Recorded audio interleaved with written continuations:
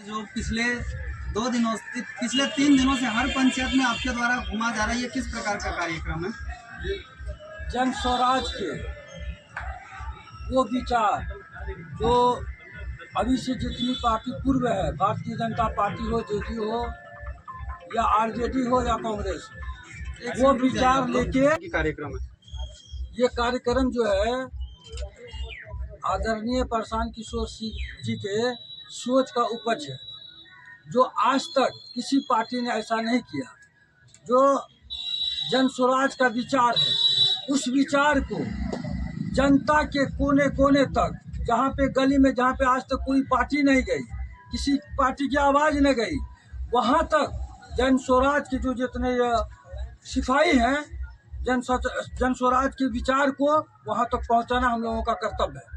चाहे वो कितनों भी, यानी कि ऐसा गली भी है कि जहाँ पे आदमी नहीं जा पाता हो, लेकिन हम लोग वहाँ पैदल चलकर जन स्वराज का जो विचार है उसको वहाँ पे रखेंगे। जन स्वराज के आदरणीय प्रशांत किशोर जी ने जो 5 चीज़ें लाई है कि जन स्वराज की सरकार आएगी तो 5 चीज़ हो जाएगा। सबसे पहले पलायन रुक जाएगा, उसके बाद जो बुजुर्ग लोग हैं उनको 2000 रुपया दी जाएगी, जो महिला लोग हैं उसको 5 लाख का 4% ब्याज की दर से ऋण दिया जाएगा। चौथा चीज़ है कि जो बच्चे हैं 1 साल से 15 साल के बच्चे, उसको विश्व स्तरीय शिक्षा का व्यवस्था किया जाएगा। 5वां है कि किसान की आय को दुगुना करना।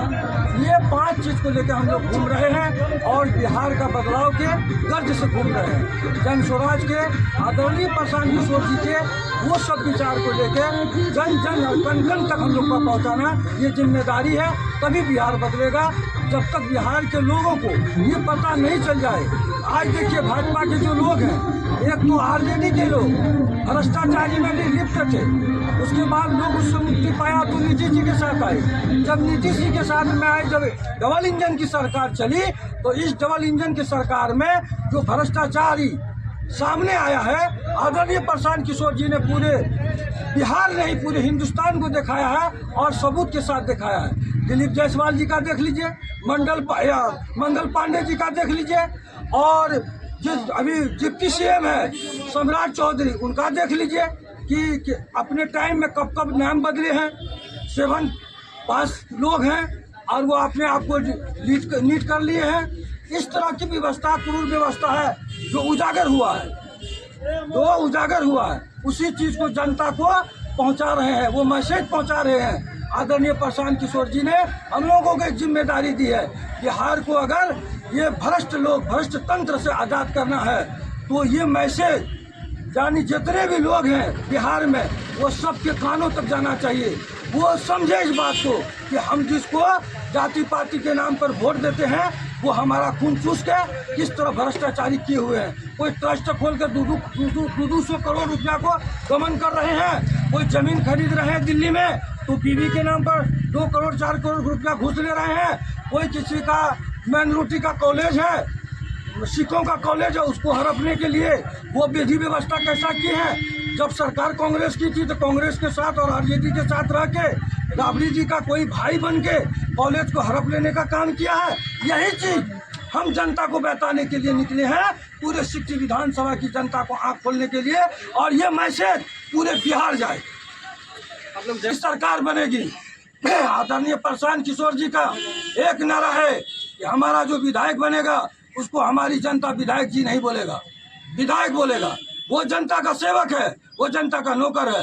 उसको ये देखना है जो विधि व्यवस्था है, वो जो भ्रष्टाचार से भी लिप्त बिहार है, उसी को मिटाने के लिए जन स्वराज की तैयारी है।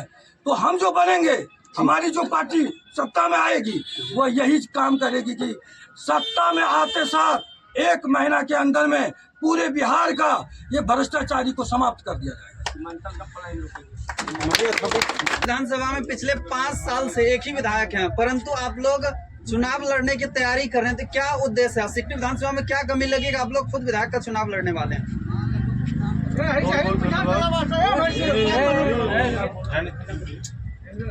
आपने सही बोला। सिक्टी में जब विधायक पिछले 10 वर्षों से सिक्टी में आपने बोला कि पिछले 10 वर्षों से विधायक है, आपने फिर क्या जरूरत पड़ी? जरूरत पूरे बिहार को है, सिक्टी नहीं पूरे बिहार को है। जिसके कारण जनसुराज पैदा हुआ। और प्रशांत जी ने जिस विचारधारा को लेकर के चला, यहाँ के लोगों को लगा कि ये बदहाली जो बिहार में है ये खुशहाली में बदल सकता है, उसका नाम है प्रशांत किशोर जनसुराज पार्टी। और उनके विचारधाराओं को लेकर के आज जो आप भीड़ देख रहे हैं, लोगों का जनजागरण देख रहे हैं, ये बिहार बदलाव यात्रा है। और इस यात्रा से स्पष्ट आपको लग रहा है कि ये विधायक अब तक क्या किए। और आज जो भ्रष्टाचार का नींव बैठा हुआ है, जिसको हम लोग गाली देते थे आरजेडी को कि आरजेडी लूटने वाला पार्टी है, जंगल राज है, उससे बड़ा जंगल राज आज भाजपा जदयू डबल इंजन की सरकार में है। अभी आप देख लीजिए इनका चेहरा, सम्राट चौधरी का चेहरा को देख लीजिए, पहचान लीजिए सम्राट चौधरी कहाँ से आए। अरे जिसको रिजेक्ट किया आरजेडी वालों ने, उसको भाजपा को गोद में लिया। और सातवीं पास सम्राट भी लंबी बात है, जिनका उम्र का पता नहीं, कभी उनका उम्र जो है उम्र कम होने के कारण मंत्री पद से हट जाते हैं, कभी उम्र इतना बढ़ जाता है कि इतना उम्र है पता नहीं चलता कि आखिर इसका नाम कितना है। राकेश कुमार पहला नाम, उसके पहले का नाम था सम्राट कुमार मौर्य, फिर उसका नाम बदला सम्राट चौधरी। नाम बदलने की क्या आवश्यकता थी? नाम इसलिए बदला गया कि उस नाम में भ्रष्ट व्यवस्था थी। और ये पहले कांग्रेस के लीडर सदानंद सिंह जी बम हत्याकांड में ये मर्डर केस में शामिल है। सम्राट चौधरी जी सर, बम मार करके हत्या करने का सम्राट चौधरी जी आसामी है। और उसकी लंबी लंबी बात सुनिए। और वो अपने उम्र का जो आदमी 3 नाम बदल सकता है, वो बिहार के लिए क्या कर सकता है, ये तो आपको स्पष्ट मालूम है। सब आपको ये लगता है ये चेहरा सही है तो आपकी नज़र में है, तो लोगों को ये लग रहा है कि जितने लोग हैं सब फ्रॉड के फ्रॉड हैं। संजय जायसवाल जी के बारे में सुन लीजिए। संजय जायसवाल जी ने एक गरिमा देवी महापौर थी, उसमें एक स्थायी समिति में फर्जी बिल, छावनी स्थित पेट्रोल पंप से फर्जी बिल इतना डाला जो फर्जी बिल को इसको रिजेक्ट करना पड़ा। तो इतना बड़ा जो मतलब जायसवाल का जो है ये लूटखंड हुआ है पेट्रोल से। तो वो लोग तो पेट्रोल घोटालाबाज है। मंगल पांडे जी, अभी हमारे भाई ने कहा कि मंगल पांडे जी दिलीप जायसवाल से 25 लाख का कर्जा लिया। ये आप दिखा रहे हैं कर्जा जिसमें उन्होंने कर्जा लिया और वो कर्जा अपने पिताजी का नाम लिया, फिर पिताजी से अपनी पत्नी के नाम की, पत्नी के खाते से अपने नाम किया, जबकि उसकी पत्नी के खाते में 2 करोड़ 12 लाख रुपया मौजूद था। तो आप बता सकते हैं कि ये रुपया फर्जी है कि कैसा है। और अभी तक उसने नहीं बताया कि 2 करोड़ 12 लाख रुपया जो मेरे पत्नी के अकाउंट में है, ये रुपया आया कहाँ से, अभी तक निशान नहीं किया। जबकि हम लोग प्रशांत जी ने बार बार कहा रहा है मंगल जी आप बताइए रुपया कहाँ से लाए। ठीक है, अगर आप लिए लाए कहाँ से, तो अभी तक इनके पास कोई सबूत नहीं है। अगर वो नहीं बताएंगे तो जनसुराज पार्टी उनको 2 करोड़ रुपया कहाँ से लाया, एक एक चीज को हम लोग बता देंगे। बिहार के अध्यक्ष हैं भाजपा, तो उसको लोग जानता है जिस पार्टी का अध्यक्ष होता है वही सर्वसर्वा है। जो व्यक्ति जिस मेडिकल कॉलेज में किरानी था और वो किरानी होकर के डायरेक्टर कैसे बना, खगड़िया से आकर के यहाँ डायरेक्टर बना, किस परिस्थिति बना, जब उस मेडिकल कॉलेज के जो डायरेक्टर था उसके पुत्र का देहांत के बाद ये डायरेक्टर बनता है।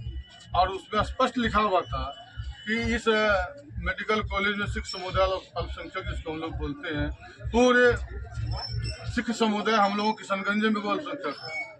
और उनके कॉलेज में एग्रीमेंट था कि जो भी इसका डायरेक्टर होगा सिख समुदाय के लोग होगा। तो क्या दिलीप जायसवाल जी किस समुदाय के लोग हैं, आप तो बड़ी जानते हैं। उसके बाद भी इस तरीके से उसको हड़पा है कि जिसका कोई हिसाब नहीं है, अल्पसंख्यक को लूटने का काम किया है। जनता देख रही है, उनको जो है पुलिस प्रशासन को मेल मिलाप में लेकर के उनको जो है सही न्याय का काम नहीं किया।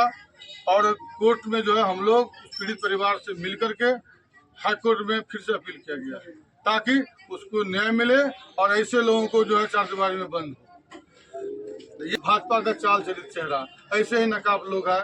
मंगल पांडे का भी वही हाल हुआ, दिलीप जायसवाल का भी वही हाल है, संजय जायसवाल का भी वही हाल है, सम्राट चौधरी का भी वही हाल है। तो आप समझ सकते हैं कि बीजेपी के पास कौन सा चेहरा है, कैसा चेहरा है। इसीलिए इसी बदहाली को देखते हुए पूरे बिहार में जन स्वराज का सैलाब चल रहा है और बिहार बदलाव की यात्रा में हम लोगों को मिल रहा है। लोगों में कितनी उत्सुकता है कि नहीं सही पार्टी आया है, ये इनका विचार बहुत अच्छा है, इन पे भरोसा हो रहा है। लग रहा है कि जो सरकार आएगी लोगों को विश्वास है, हमको जेल के सलाखे में डाल करके उसकी पूरी संपत्ति को थोड़ा चेहरा नहीं है, लेकिन हम लोग एक विचारधारा लेकर के चले हैं। हमको विचारधारा पे विश्वास है, प्रशांत जी के लोगों को बातों पे विश्वास। तो ये इस बिहार के बदलाव में ठीक बदहाली अब ऐसे ही नहीं है। तो वहाँ विधायक जी का चेहरा याद कीजिएगा तो ये पता चलेगा ब्लॉक का चेहरा विधायक जी के चेहरा से मिलता जुलता है कि नहीं, ये आप देखिए, यही यहाँ के चेहरा है। तो हम लोग सबको बदलने का काम करेंगे, इसलिए जन हम लोग के साथ खड़े हैं। लेकिन अगर किसी को टिकट मिला तो निश्चित तौर पर इस व्यवस्था को बदलने के लिए, सिस्टम को बदलने के लिए, महाजंगल राज को लूट को बदलने के लिए हम सब साथ हैं और बिहार को बदलने के लिए जो भी करना पड़ेगा हम लोग करने को तैयार हैं। अब जो सिकटी विधानसभा के लिए आप तीनों आदमी लड़ रहे हैं, तो हम लोग का सबसे पहला क्वेश्चन ये है कि सिकटी विधानसभा का सबसे बड़ा समस्या क्या है और उसका क्या आप लोग के पास समाधान है? क्योंकि जो भी बात है वो तो राज्य लेवल पर था, लेकिन हम लोग का यहाँ की जनता जो एक विधायक को चुनेंगे, तो सिकटी विधानसभा का सबसे बड़ा क्या समस्या है? धन्यवाद। सबसे पहले मैं दो शब्द में अपना परिचय देता हूं। मेरा नाम भोला प्रसाद सिंह है, मेरा घर सगाटा प्रखंड है और मैं जनस्वराज से अनुमंडल अध्यक्ष हूं और इस बार सिकटी विधानसभा क्षेत्र से संभावित उम्मीदवार भी हूं। तो आपने जो सवाल किया है सिकटी विधानसभा क्षेत्र में क्या क्या समस्या है, तो हम ये कहना चाहते हैं सर कि समस्या ही समस्या है सिकटी विधानसभा क्षेत्र में। चाहे जिस क्षेत्र में जाइए, चाहे शिक्षा में जाइए, चाहे रोजगार में जाइए, चाहे स्वास्थ्य में जाइए, चाहे सड़क नली गली रोड में जाइए, हर जगह जो है सर समस्या है। बिजली में जाइए उसमें समस्या है, मतलब समस्या ही समस्या है। हर जगह आप पूछ सकते हैं लोगों से कि हर जगह बताएगा कि हर जगह समस्या ही समस्या है। हम लोग जितने प्रत्याशी हैं हम लोग बहुत दिन से क्षेत्र में पद भ्रमण कर रहे हैं और सभाएं भी कर रहे हैं। तो पद भ्रमण के दरमियान जब हम लोग जाते हैं मिलने लोगों से तो पता चलता है कि वहाँ समस्या क्या है। बहुत बड़ी बड़ी समस्या है सर, हर क्षेत्र में समस्या है। सर कैसे अब जीत पाएंगे इतनी बड़ा जनसंख्या को, विश्वास को, कि ताकि लोग आपके पक्ष में आए? जी, सबसे पहले तो हम जनस्वराज जो अपना पार्टी है, जनस्वराज पार्टी की विचारधारा को लोगों तक पहुंचा रहे हैं। उनका जो चुनाव चिन्ह है, सिंबल है, स्कूल का बैग, वो भी बता रहे हैं। तो देखिए जहाँ भी हम लोग जाते हैं तो जनस्वराज की विचारधारा जो 5 है, जैसे मानकर चलिए सबसे पहले पलायन रोकना, इसके बाद बुजुर्ग के लिए 2000 पेंशन देना और महिलाओं को मात्र 4% ब्याज की दर पर ऋण उपलब्ध कराना, इसके बाद विश्व स्तरीय शिक्षा की व्यवस्था करना और नकदी फसल करने वाले किसानों को मुफ्त में मजदूर देना। ये 5 जो मुख्य धारा है जनस्वराज का वो बताते हैं। इसके अलावे जो भी समस्या है हम लोग जाते हैं क्षेत्र में तो मालूम पड़ता है कहाँ क्या समस्या है। तो जहाँ जैसे लोग मिलते हैं हम लोग इतने कहते हैं, देखिए जब जनस्वराज की सरकार बनेगी, आप लोग जनस्वराज का हाथ मजबूत कीजिए, जनस्वराज की सरकार बनेगी तो 5 मुद्दा जो जनस्वराज का है उसमें सबसे पहले काम होगा। बाकी धरातल से जुड़ी जितनी समस्याएं हैं वो सभी समस्याओं का समाधान होगा। इसलिए आप लोग जनस्वराज को इस बार वोट दें और उसका मदद करें और जनस्वराज की सरकार बनाएं, तब ये बिहार जो है एक नया बिहार बनेगा, एक सुंदर बिहार बनेगा और यहाँ की नई व्यवस्था परिवर्तन हो सकता है। हम ये भी कहते हैं, लोग कहते हैं कि देखिए सब नेता तो इसी तरह का बोल के जाते हैं, तो हम कहते देखिए और सब नेता की बात अलग है, लेकिन प्रशांत किशोर जी एक सच्चे और ईमानदार लोग हैं, जो बोलते हैं वो वही करते हैं। आप लोग 5 वर्ष के लिए उसमें विश्वास कीजिए। सर कुर्साकाटा के बगल में परड़िया पुला है जो कि बिहार लेवल पे सभी लोग बच्चे जानते हैं कि बाढ़ आने के बाद वह ध्वस्त हो गई थी और उसमें अभी तक कोई कार्य नहीं हुआ। इसके बारे में आप क्या कहना चाहते हैं? जी, यही कहना चाहते हैं कि मानकर चलिए जो पुल के बारे में आप चर्चा कर रहे हैं, जो उद्घाटन से पहले ध्वस्त हो गया, तो अभी तक कोई कार्यवाही तक नहीं हुआ है। आप जानते हैं जो अभी वर्तमान कुछ नहीं बोल रहा है, न ही पदाधिकारी एक्शन ले रहे हैं, न ही सरकार इसके बारे में सोच रही है। तो बोलेगा कौन? अधिकारी उसका, शासन उसका, प्रशासन उसका, सब चीज उसी का है, तो बोलेगा कौन? पब्लिक बोलते हैं जिसका सुनवाई कोई नहीं करते हैं। सर अभी चुनाव नजदीक है, केवल 2 महीने बचे हैं और सरकार के द्वारा जीविका योजना के तहत 10-10 हजार रुपये फ्री में बांटे जा रहे हैं। रेलवे का उद्घाटन किया गया है और भी बहुत सारे फंड दिए जा रहे हैं। इस विषय में आप क्या कहना चाहेंगे? जी, हम ये कहना चाहेंगे, देखिए मोदी जी बिहार में ट्रेन दे रहे हैं, लेकिन ये नहीं कह रहे हैं कि बिहार में हम रोजगार देंगे। क्योंकि ट्रेन तो मोदी जी इसलिए दे रहे हैं ताकि बिहार का मजदूर, बिहार के लोग जो है दूसरे राज्य जा सके, न गुजरात जा सके, पंजाब जा सके मजदूरी करने के लिए। और मोदी जी ये कभी नहीं सोचे कि बिहार का लोग क्यों यहाँ मजदूरी करने जाएंगे दूसरे राज्य में। रेल से बढ़िया होता कि यहाँ रोजगार की व्यवस्था होता। जितनी रेल यहाँ चल रही है उतना सफिशियंट है, लेकिन मोदी जी क्या करते हैं, यहाँ ट्रेन देते हैं ताकि यहाँ के मजदूर, बिहार के जो मजदूर है वो दूसरे राज्य में पलायन करे, वहाँ काम करे। उसको मजदूर समझ रहे हैं सभी बिहारी, जो यहाँ मानकर की आवश्यकता है।